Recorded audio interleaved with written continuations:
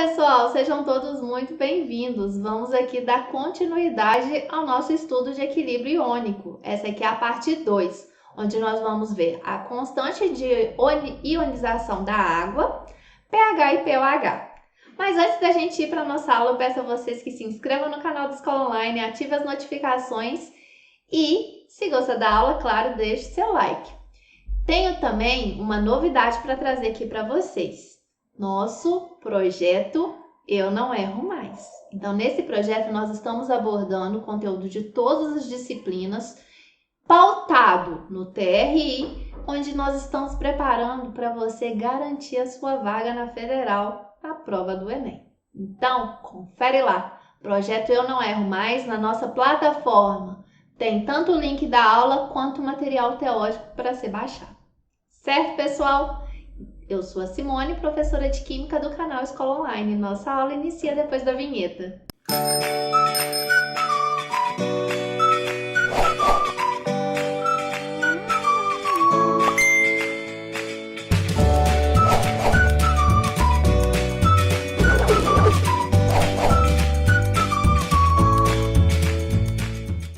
Nós vamos iniciar essa aula falando um pouquinho da constante de equilíbrio para a água. Então, considere um determinado recipiente contendo água líquida, né?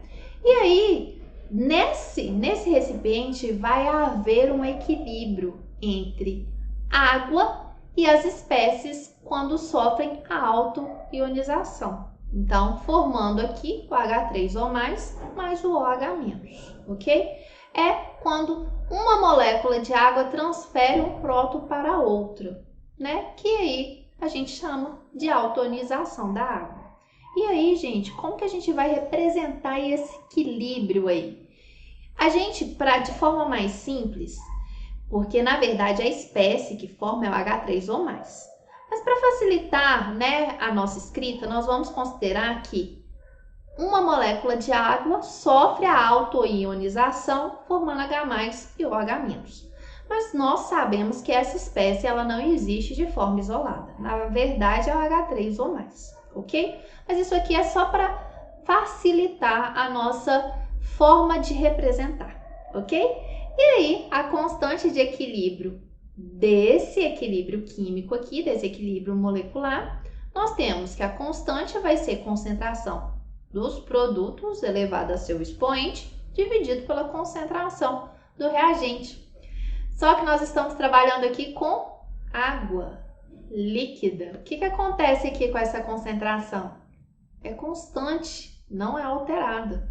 Então, do mesmo jeito que Kc é a constante de equilíbrio, concentração de água também é constante, não varia. Então, a gente pode passar essa concentração que está aqui dividindo, multiplicando. Então, a gente vê que Kc vezes a concentração da água, que também é uma constante, vai ser igual a concentração de H+ vezes a concentração de OH-.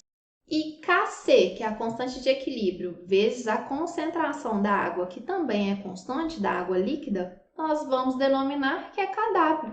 Então, Kw, que é o produto iônico da água, vai ser concentração de H+ vezes concentração de OH-. E esse valor de Kw, gente, ele varia com a temperatura, como a gente pode aqui observar. Então, na temperatura de 0 graus Celsius, ele tem esse valor e em outras temperaturas, o valor de Kw, ele altera. Se a gente considerar aqui, ó, a temperatura de 25 graus Celsius, o Kw é igual a 10 a menos 14. Então, gente, nessa condição de temperatura, nós temos o valor de Kw igual a 10 a menos 14. E aí, a gente sabe que, como H+ vezes OH-, que estão aqui numa relação estequiométrica de 1 para 1, igualar a 10 a 14, significa que a concentração de H+ é igual à concentração de OH-, que é igual a 10 a menos 7, a temperatura de 25 graus Celsius, ok? Então, gente, por quê? Porque aqui, ó, o Kw não é 10 a menos 14? Então, para satisfazer aqui a equação, como nós temos, né, que é uma relação estequiométrica de 1 para 1, tem que ser 10 a menos 7 a concentração de H+ e 10 a menos 7 a concentração de OH-. Lembram lá da situação quando nós temos produto de mesma base? Repete a base e soma os expoentes. Menos 7 mais menos 7, menos 14. Ok? E aí, gente, nós vemos, né, que toda solução aquosa, quando tiver a 25 graus Celsius, o produto iônico da água sempre vai ser esse valor, de 10 a menos 14, certo? E aí, a gente pode, nessa situação, considerar esse fato. Nós podemos dizer que, se a gente adiciona um ácido em água, haverá um aumento na concentração de H+, certo? Então, gente, com consequente diminuição da concentração de OH-, pois o equilíbrio da reação a seguir, né, de autoionização da água, se eu aumento aqui a concentração de H+, o que acontece com o equilíbrio segundo o princípio de Le-Chatelier? O equilíbrio se desloca para a esquerda. Então, diminuindo, se eu aumento a concentração de H+, diminui a concentração de OH-. E aí, nós vemos que se adiciona um ácido, o equilíbrio se desloca para a esquerda e a concentração de OH- diminui. Então, a gente vai ter uma maior concentração de H+, certo? Quando a gente adiciona uma base, haverá um aumento na concentração de OH-, o equilíbrio também vai deslocar para a esquerda, diminuindo aqui a quantidade de H+, certo? E aí, diante disso, nós podemos afirmar que as concentrações de H+ e OH- em solução e dizer o seguinte: quando as concentrações forem igual, quer dizer que o pH é neutro, não é ácido e nem é básico. Quando a concentração de H+ é maior que OH-, quer dizer que o meio está ácido. E quando a concentração de H+ é menor que OH-, quer dizer que o meio está básico. Ok? E em função disso, nós temos aqui, em função da constante de equilíbrio da água, nós temos algumas soluções aquosas que nós podemos classificá-las como em meio ácido, porque a concentração de H+ é maior do que a concentração de OH-, e em meio básico, porque a concentração de H+ é menor do que a concentração de OH-. Então, substâncias, soluções em que são ácidas, por exemplo, o vinagre, que é uma solução de ácido acético, o suco de limão, que é uma solução que contém o ácido cítrico, o refrigerante, que é uma solução que tem o ácido fosfórico. Sabão em pó é básico, gente, né? Vai conter aqui substâncias básicas. O mesmo aqui uma solução de soda cáustica, que é o hidróxido de sódio. E o mesmo que a brocita, que é um mineral que contém o óxido de magnésio, certo? Então, são exemplos do nosso dia a dia, substâncias que apresentam pH ácido e pH básico. Por que é importante a gente saber, gente? Porque em determinadas situações, você saber e determinar a condição do sistema, se é ácido ou é básico, você pode evitar algum acidente, ok? Dentre outras informações muito importantes do nosso dia a dia. Então, gente, vamos aqui retratar um pouquinho de pH e pOH. Então, depois de inúmeros estudos, esse cientista ele propôs uma escala baseada no logaritmo decimal para se determinar a acidez ou basicidade de um meio. Essa escala ela é medida de forma comparativa e ficou conhecida como escala de pH. Então, ele definiu que pH ele é definido como menos logaritmo da concentração de H+, e o pOH menos logaritmo da concentração de OH-, ok? pH significa potencial hidrogeniônico e pOH significa potencial hidroxilônico, ok? E aí, nós, por exemplo, que a gente acabou de ver para água pura, a 25 graus Celsius, a gente sabe que a concentração de H+ é 10 a menos 7, certo? Então, colocando aqui a concentração na fórmula pH igual a menos log de concentração de H+, pH é igual a menos log de concentração de 10 a menos 7. Então, o menos a gente repete, aqui menos 7, menos com menos, mais. Então, pH é igual a 7. O mesmo a gente pode definir em relação a concentração de OH-, né? Que nessas condições aqui de temperatura é 10 a menos 7 mol por litro. Então, POH é menos log da concentração de OH-, menos da fórmula, aqui logaritmo de 10 a menos 7 é menos 7. Então, POH é igual a 7, certo? E aí a gente vai ver que a água pura a 25 graus Celsius possui pH igual a POH, que é igual a 7, certo? E o kW, né, que é a constante de autoionização da água, é 10 a menos 14. Em outras temperaturas, os valores de pH e POH vão ser outros, porque a constante, né, da autoionização, a constante da água, é outro valor, ok? E aí, gente, vamos aqui a um exemplo. Uma solução de ácido está na temperatura de 25 graus Celsius e a concentração de H+ é igual a 10 a menos 2. Calcule o pH e o pOH dessa solução. Então, pH, gente. pH não é definido como menos log da concentração de H+? Então, menos log da concentração de 10 a menos 2. Por quê? Porque deu aqui o valor. Então, pH é igual a 2. Muito tranquilo, né? A gente sabe que a concentração de H+ vezes a concentração de OH- é igual a 10 a menos 14, porque deu aqui, gente, 25 graus Celsius. kW é igual a 10 a menos 14. Daí, nós podemos isolar aqui o OH-, a concentração de H+ está multiplicando, eu passo dividindo. Eu tenho aqui o valor da concentração, então, substituindo. Então, divisão de mesma base, eu repito a base e subtraio os expoentes. Então, dá 10 a menos 12, ok? Tendo o valor da concentração de OH-, nós podemos substituir na fórmula. POH é igual a menos log de OH-. POH é igual a menos log de 10 a menos 12.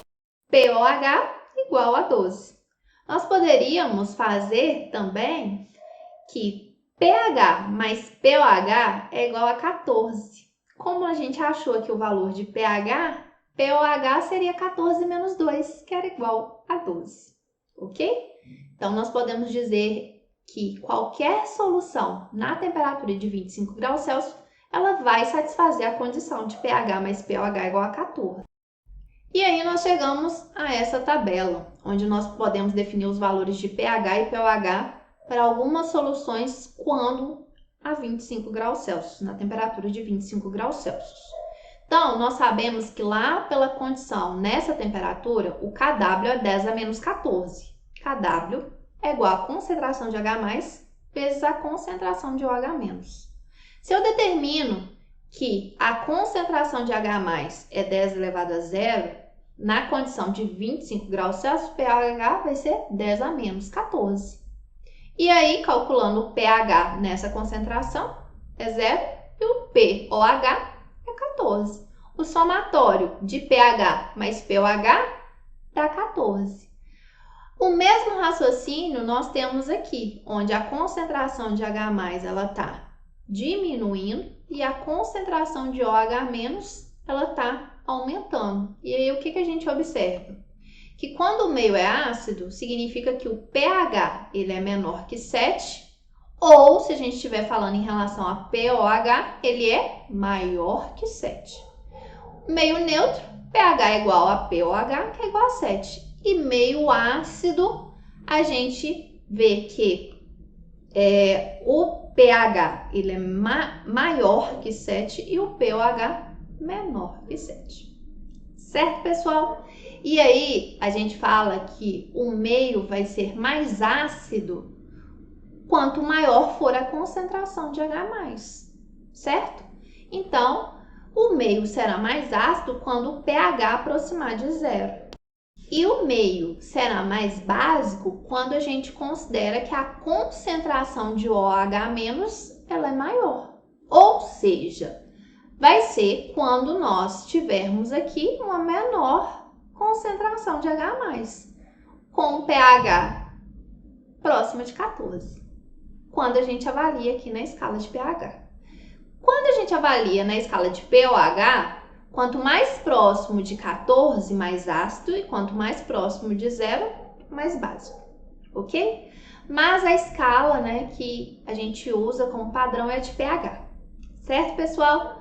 Essas mesmas informações aqui dessa tabela, nós podemos ver aqui nessa figura, onde nós temos aqui ó, a escala de pH variando de 0 a 14, de pOH de 14 a 0. Lembrando aqui que o somatório tem que dar 14, ok? E aí, nós teremos meio ácido, nessas condições de pH e pOH, meio neutro e meio básico. Se a gente estiver avaliando aqui a escala de pH, o meio será tanto mais ácido quanto mais próximo de 0. E quanto mais básico, mais próximo de 14, ok? O mesmo raciocínio. O meio será tanto mais ácido na escala de pOH quanto estiver próximo de 14. E tanto mais básico quanto estiver próximo de 0. Certo, pessoal? Então, vamos lá.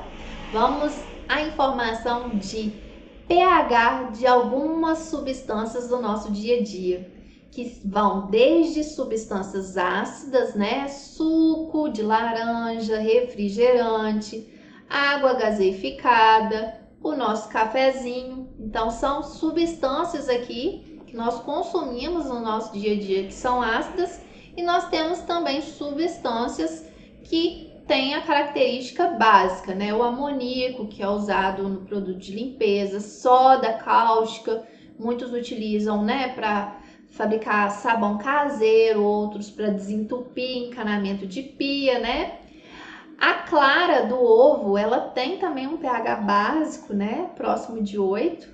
Então, são substâncias do dia a dia que aqui nós temos informações dos valores de pH. Então, lembrando, pH abaixo de 7, ácido, pH igual a 7. Neutro, pH acima de 7, meio básico. Certo, pessoal? Então, para o cálculo de pH e pOH, é necessário conhecer a concentração de H+ e OH-. Então, nós temos situações de ácidos fortes, ácidos fracos, bases fortes e bases fracas. Como que a gente vai determinar essa concentração de H+? Quando o ácido é forte, a gente entende que a ionização é completa.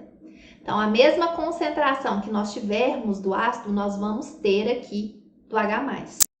Nós temos ácidos fortes que têm 2 prótons, né? Libera 2 H+ aqui no balanceamento. Então, se a concentração do ácido é 1, a concentração de H+ vai ser o dobro, porque está liberando aqui uma relação estequiométrica o dobro de H+. Então, nós podemos afirmar que a concentração de H+ para ácidos fortes vai ser equivalente à concentração do ácido vezes o número de hidrogênios na molécula.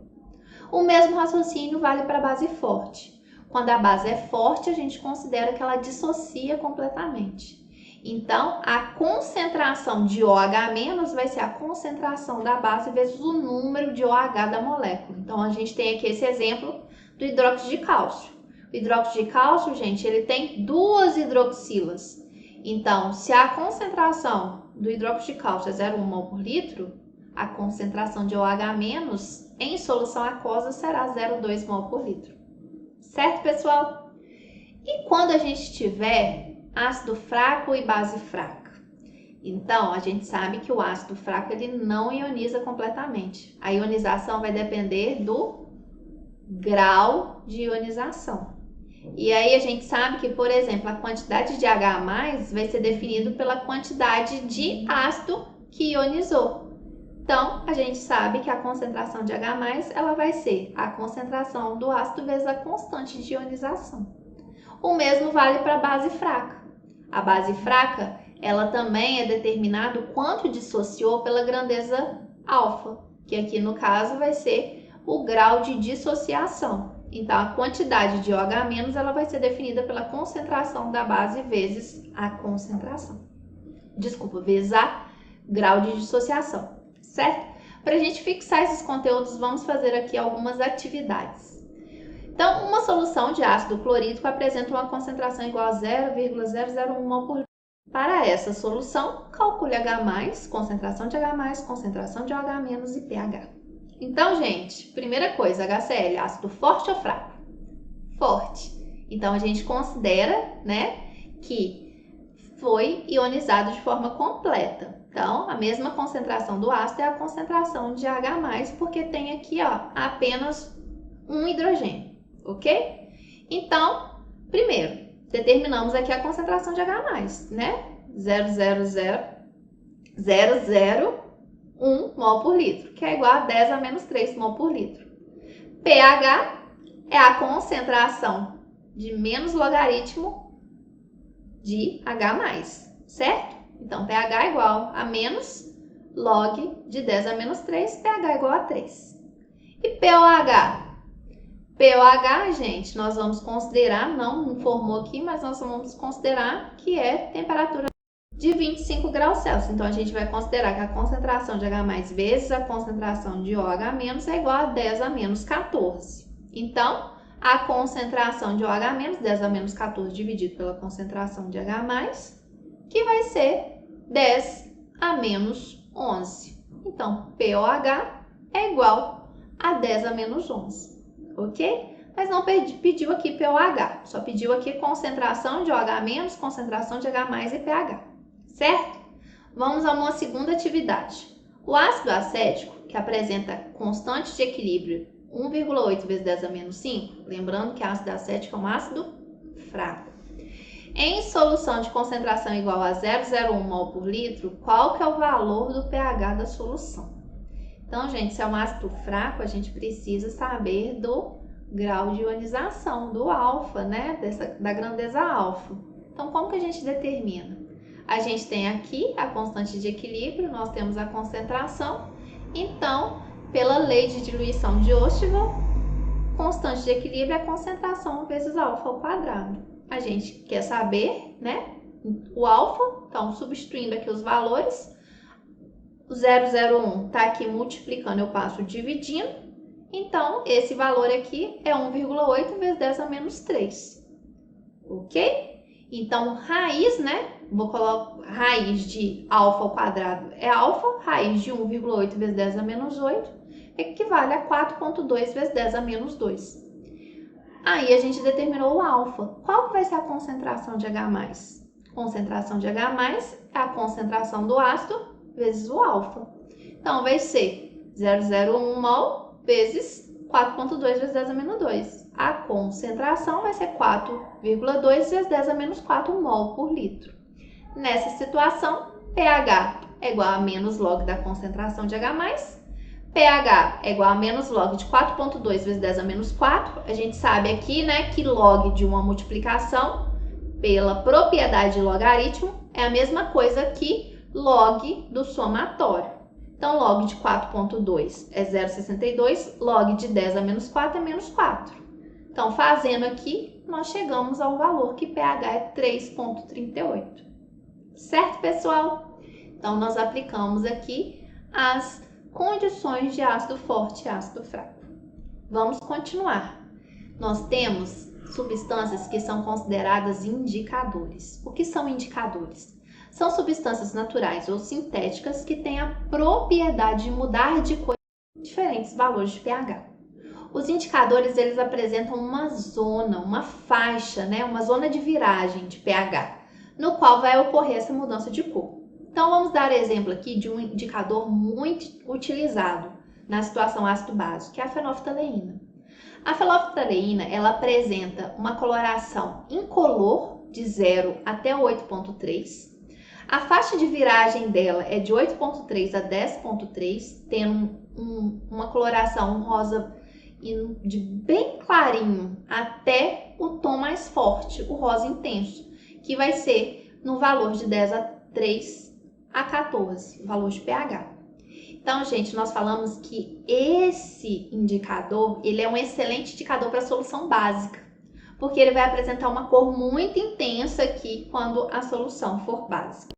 E nós precisamos saber, quando a gente vai usar um indicador, é interessante a gente saber a faixa de pH que vai estar a solução, para a gente usar o indicador adequado, pelo fato dessa zona de viragem aqui tem que estar incluído nesse valor de pH, ok? Porque se o valor for exatamente na zona de viragem, a gente não consegue, por exemplo, determinar o pH ou ter noção do pH da solução. Outro indicador muito também utilizado é o alaranjado de metila. Ele apresenta um tom vermelho bem intenso em pH de 0 a 3,1. A faixa de viragem dele, a zona de viragem de 3,1 a 4,2, ele fica meio alaranjado. E ele fica amarelo de 4,2 a 14. A gente fala que essa substância, esse indicador, na verdade, ele é muito bom para soluções mais ácidas, ok? Então, ele vai ser um bom indicador quando a solução, você tiver ideia que ele é ácida, porque ele vai apresentar essa tonalidade vermelha. Outros indicadores também utilizados é, por exemplo, o papel de tornassol. Ele vai apresentar tonalidade vermelha em meio ácido e azul em meio básico. E nós temos um indicador que ele é considerado universal, que ele vai apresentar cores diferentes quando em contato com substâncias com valores de pH diferentes. Então aqui, ó, esse pH universal, ele vai desde o tom vermelho intenso, passando por laranja, amarelo, verde, azul e chegando ao roxo. Então, como esse papel aqui, considerado indicador universal, ele apresenta tonalidades diferentes de acordo com o valor de pH, nós vamos considerar ele como universal. Então, essas aqui são substâncias sintéticas, né? Nós temos também indicadores naturais, por exemplo, o extrato de repolho roxo. Ele apresenta diferentes tonalidades de acordo com o seu contato com substâncias de pH diferente, variando desde o vermelho intenso até o verde, amarelo intenso. Ok, pessoal? E aí, o que são os indicadores? Na verdade, indicador, eles são ácidos orgânicos fracos, que em solução aquosa, eles apresentam o seguinte equilíbrio. Então, o ácido vai apresentar uma cor e quando ele ioniza, a sua base conjugada vai apresentar outra cor. E aí, as espécies HX e X- em solução aquosa possuem cores diferentes, que vai ser possível diferenciar o pH do meio. Então, quando o pH diminui, é porque houve um aumento da concentração de H+. Então, se aumentou a concentração de H+, o equilíbrio se desloca para a esquerda, prevalecendo a cor A. Agora, se diminuiu a concentração de OH+, significa que houve aumento da concentração de OH+, que reagiu com o H+, aqui da solução, e aí vai diminuir a concentração de H+, e o equilíbrio desloca para a direita, predominando aqui a cor B, certo? Então, é assim que funcionam os indicadores, por meio de uma equação de equilíbrio químico. Certo, pessoal? E por último, nós vamos ver aqui solução tampão, que é uma solução que é capaz de resistir a mudanças de pH quando ácidos ou bases são adicionados. O que são soluções tampões? Elas são formadas por um ácido fraco e seu sal de base forte. Por exemplo, aqui nós temos um ácido fraco, né, o ácido carbônico, e o sal de base forte, o bicarbonato de sódio. Ou uma solução tampão também pode ser formada por uma base fraca e seu sal de ácido forte. Por exemplo, hidróxido de amônio, formado aqui junto com o cloreto de amônio. Então, vamos considerar uma solução tampão aqui, ó, do ácido carbônico e o bicarbonato de sódio. Então, nós temos o equilíbrio, né? O ácido carbônico, considerando aqui a primeira ionização, libera H+, produz o íon bicarbonato. O sal bicarbonato de sódio, em meio aquoso, ele também dissocia Na+, né? O sódio e o bicarbonato, E aí, gente, o que acontece se a gente adiciona uma pequena quantidade de ácido? Então, se a gente adiciona uma pequena quantidade de ácido, a concentração de H+ aumenta, certo? E aí, o que acontece? O equilíbrio se desloca para a esquerda. E a quantidade de CO, de bicarbonato aqui, o que acontece? Diminui. Então, o equilíbrio é deslocado aqui, né, para a esquerda, com o aumento da concentração de H+. E aí, vai diminuir tanto a concentração de H+, quanto a concentração aqui de bicarbonato. E o que vai acontecer com esse segundo equilíbrio aqui? Quando ocorre o deslocamento para a esquerda, diminui a quantidade aqui de bicarbonato. Mas para equilibrar o sistema, como diminui aqui a concentração de bicarbonato, essa segunda reação, o equilíbrio é deslocado para a direita, para manter a concentração do bicarbonato aqui constante. Então, isso justifica o motivo do pH não ter grandes alterações. Porque por mais que aumente a concentração de H+, o equilíbrio vai ser deslocado para a direita, ao mesmo tempo o equilíbrio da reação aqui do seu sal de base forte vai equilibrar para a direita e a concentração aqui de H+ e de bicarbonato tende a se manter constante, ok? E se a gente adicionar uma pequena quantidade de base? Quando a gente adiciona a base vai reagir com H+, e o que vai acontecer com a concentração? Vai diminuir. Diminuindo a concentração de H+, o equilíbrio se desloca para a direita, aumentando a concentração de H+, e de CO3+. Quando aumenta aqui essa concentração, gente, o que vai acontecer com essa segunda equação? Como a concentração aqui está alta, o equilíbrio vai deslocar para a esquerda, para equilibrar o sistema e para a gente ter uma concentração igual aqui, manter o equilíbrio, por isso que o pH ele não é muito alterado. Então, qual é a conclusão que a gente chega? Que pequenas quantidades de ácido e base não vão fazer o pH sofrer grandes variações. Por quê? O equilíbrio se desloca, né? E mantém praticamente constante a concentração de H+. Então, se a gente mantém a concentração de H+ constante, não vai ter variação de pH, ok? Então, isso aqui é o funcionamento de uma solução tampão, ok? Para a gente finalizar o conteúdo, não só ácidos e bases é possível quantificar o valor de pH. Nós também podemos determinar o valor de pH de sal. Por quê? Dependendo da formação desse sal, a gente pode considerar esse sal com pH neutro, pH básico ou pH ácido. Então, vamos lá. Para a gente estimar, né, o valor do pH de uma solução de um sal, a gente deve considerar a sua origem. Por quê? O sal, a origem dele, a gente sabe que uma reação entre um ácido e uma base forma um sal. Então, dependendo da origem, a gente vai saber qual pH que esse sal ele vai apresentar. A gente pode estimar. Então, o pH ele vai estar relacionado com o componente forte da reação de neutralização. Por exemplo, se a gente tiver uma reação de neutralização entre um ácido forte e uma base forte, nós vamos obter aqui o que nós chamamos de um sal neutro, pH 7. Por quê? O que ocorreu? Como o ácido e a base ambos são fortes, eles vão ionizar e dissociar completamente. Então, se a gente coloca aqui quantidades estequiométricas, todo H+ vai combinar com o H- formando água. E aí vai formar aqui o ácido correspondente NaCl-, certo? Então, esse sal, assim como qualquer outro sal formado por ácido forte e base forte, vão ser considerados pH neutro. Agora, se a gente tiver a formação de um sal com um ácido forte e uma base fraca, o que acontece? O ácido forte, ele ioniza completamente. Só que a base fraca, a dissociação, ela não é 100%. E o que vai acontecer?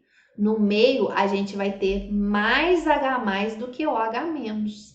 Então, por isso, quando nós temos uma reação de um ácido forte com uma base forte, forma um sal com pH menor que 7. É um sal de reação ácida. E aí a gente fala que o pH desse sal é ácido. Então, a justificativa, a solução resultante, haverá íons H+ que não foram neutralizados, tornando o pH menor que 7. E a outra situação, se você tiver uma base forte com um ácido fraco. É aqui, ó. Base forte, ela vai dissociar completamente e um ácido fraco vai ionizar parcialmente. Vai resultar no final uma solução com maior quantidade de OH- e nessa situação os OH- não foram completamente neutralizados e o pH da solução vai ficar maior que 7. Então, a gente tiver um ácido fraco reagindo com a base forte, forma um sal com pH maior que 7, certo? E uma situação quando nós tivermos reação de ácido fraco com base fraca. Aí a gente vai ter que avaliar a constante de equilíbrio, o Ka e o Kb.